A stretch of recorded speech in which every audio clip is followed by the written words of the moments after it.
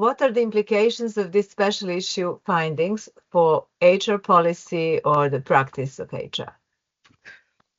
I think I'm going right the way back to the title of our special issue, which has the word sustainability there.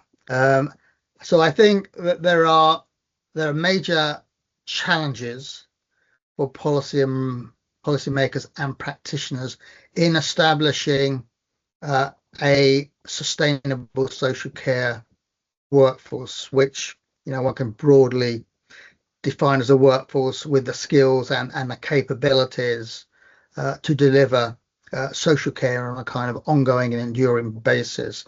And the pressures for social care are such that sustainability is essential. So the growing needs for social care with an aging population, with increasingly complex needs and chronic conditions, makes the creation of a sustainable social care workforce crucial. At the same time, for policymakers and practitioners, this is quite a complex task to create a sustainable social care workforce.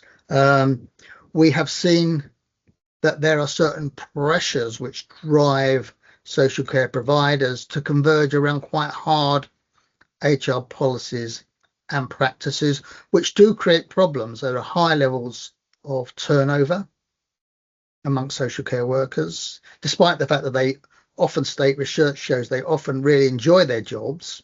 They get a lot of intrinsic value from them, but that doesn't stop them leaving.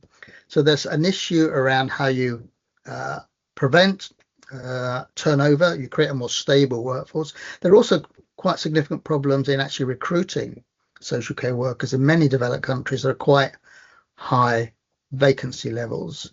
And that's clearly an issue about the fact that social care work is often low status, it's low paid, and the general treatment of workers is poor. So there's a question about how you can create a sector addressing increasing service needs with high levels of recruitment and retention. I mean, one policy and practical implication sits at the organizational level. So can organizations develop more developmental, supportive HR policies and practices which may attract and retain social care workers? We've said that there are significant systemic pressures which limit their capacity to do that, but some organizations can and do adopt a more developmental and supportive approach to their workforce. So how can they do it? Why can they do it? Why can't others? So there is an issue about social care providers looking to themselves and what they can do.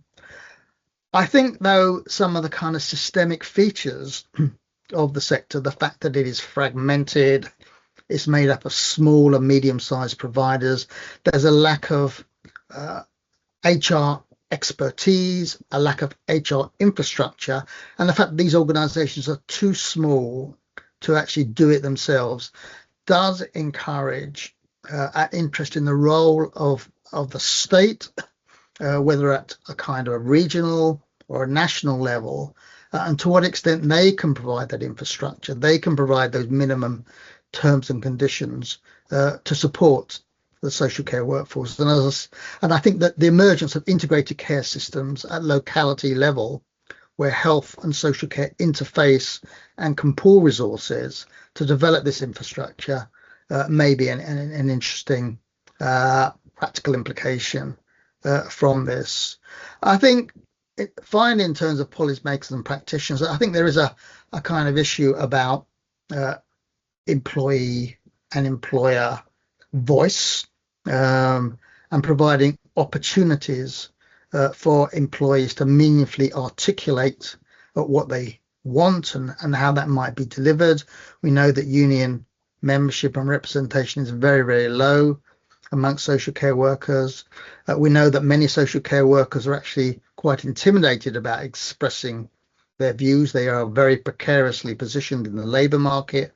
Migrant workers who may be on visas are very concerned and sensitive to raising problems that may push back on them when it comes to their visa status. So I think there is an issue about particularly employee voice and how that is made more meaningful as a way of articulating the views of social care workers and maybe supporting the development of more positive, supportive and developmental HR policies and practices. I think finally, I think there's also a very important issue which needs to be touched on, which is about the relationship between health and social care.